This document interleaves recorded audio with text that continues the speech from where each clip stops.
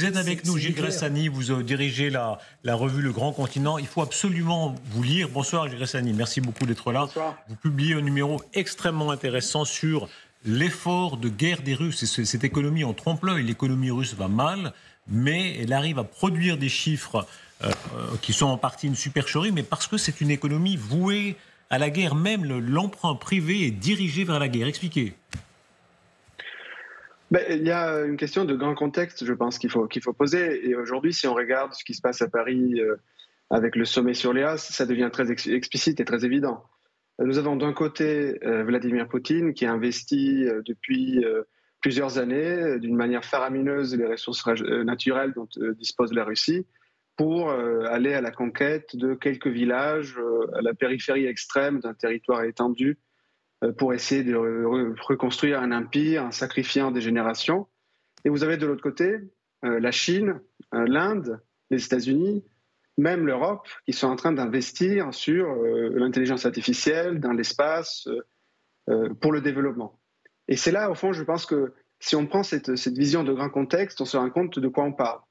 Nous avons effectivement une économie qui est capable de construire une forme de stabilité, même si évidemment il y a de plus en plus de craquements à l'intérieur de sa composition, précisément parce qu'elle pense au fond à la stabilité de l'élite dirigeante et surtout en fait à la stabilité du maître du Kremlin, de Vladimir Poutine lui-même, qui a fait de la guerre et de l'empire une forme de stabilisation. Et donc pour ça il y a un tas de méthodes, un tas de... oui, vous dites Darius supercherie. En fait, on pourrait même aller plus loin. Il y a presque une forme d'arsénalisation des statistiques. Juste après l'invasion du 24 février 2022, à partir du mois de mars, on s'est rendu compte que les Russes publiaient de moins en moins de statistiques sur un tas de données, un tas de points essentiels, parce qu'ils étaient en train de construire un récit qui est très fort encore aujourd'hui, on l'entend un peu partout, qui dit au fond la Russie est beaucoup plus forte que les sanctions, c'est une économie qui va très bien contrairement au reste du monde. Cette semaine, il y a eu une présentation effectivement du PIB et de la croissance russe entre le président de Poutine et le Premier ministre, où effectivement on mettait en avant les très grands succès de l'économie russe, malgré les sanctions. Le président Poutine a souligné le fait que la croissance française est très faible, que la croissance allemande est négative, précisément pour essayer de mettre en avant sa force. En réalité, si on regarde très concrètement ce qui est en train de se passer, on voit quand même un pays qui n'arrive pas à se développer, il faut le dire, et qui a tout investi, au fond, dans une espèce d'économie de guerre dans laquelle on développe très peu les territoires immenses dans lesquels se trouve la population russe par la guerre, et donc effectivement par le fait que les soldats, et donc des personnes qui pourraient travailler dans l'économie sont envoyés au front, mourir, et quand ils meurent, ils reçoivent des primes, et donc les familles ont un peu plus d'argent pour investir et refaire l'électricité, refaire des petits travaux de ce type. Donc il y a un petit effort, un petit choc macroéconomique qui se retrouve dans les régions. En réalité, en fait, si vous regardez les grandes dynamiques économiques russes, vous avez une inflation très forte, vous avez un coût de l'alimentation. Voilà. Gilles Gressani, pardon de vous couper, mais qu'on entende aussi le reste du plateau. Hein. On voit à quel point il y a une économie en trompe-l'œil. Et en réalité, oui, c'est une économie entièrement dirigée vers la guerre. C'est-à-dire la logique dont Bernard-Henri Lévy parlait il y a déjà plus d'une année, pas d'eux, mais des canons. Mais un point là qui est extrême. Il n'y a plus de services sociaux. Donc c'est parfaitement clair. Est-ce qu'il y a le risque qu'on ne voit pas ça? C'est-à-dire qu'ici en Europe de l'Ouest, on sous-estime le danger d'une économie de guerre qui se construit à nos portes, pendant que des gens disent « ah oui, on va négocier ».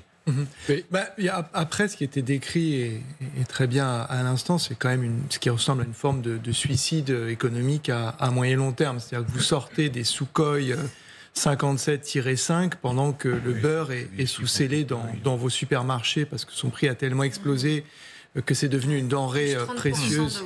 Voilà, exactement. Oui. Donc cela paraît difficilement tenable parce que vous ne créez pas de la richesse. Et d'ailleurs, pour en revenir à la séquence initiale, qui va faire le choix de cet aéronef et c'est très intéressant. C'est ça qui est en train de se jouer là sur le sol indien. C'est que vous avez face à face le F-35 et face à lui le Sukhoi, encore une fois 57-5.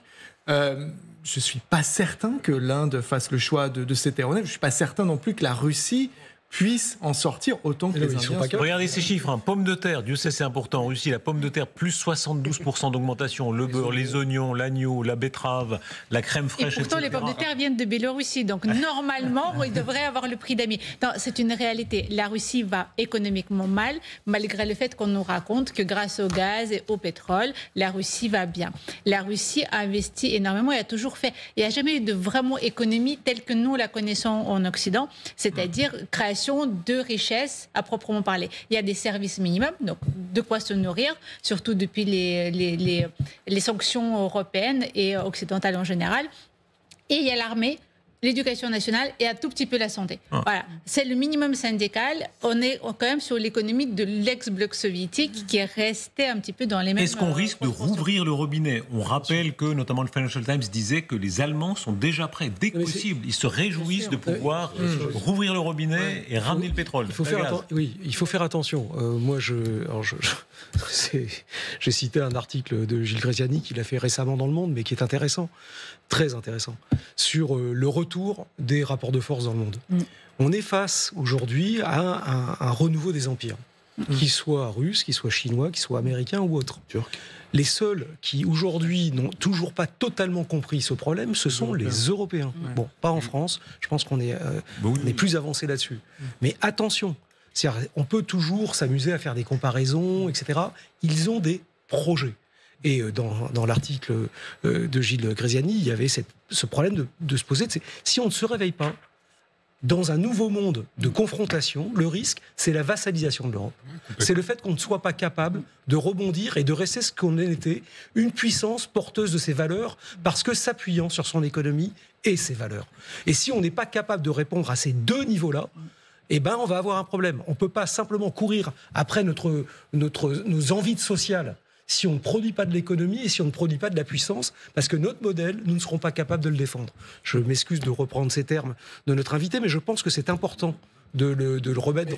C'est intéressant parce que c'est vrai qu'en regardant ces régimes et justement se focalisant sur l'économie, il y a toujours eu cette espèce de pensée magique consistant à dire qu'ils vont être rattrapés par leur économie et donc abandonner ces velléités idéologiques, alors qu'ils choisissent systématiquement l'idéologie sur l'économie, quitte à sacrifier, suicider l'économie afin justement de pérenniser le projet idéologique, quoi qu'il en coûte.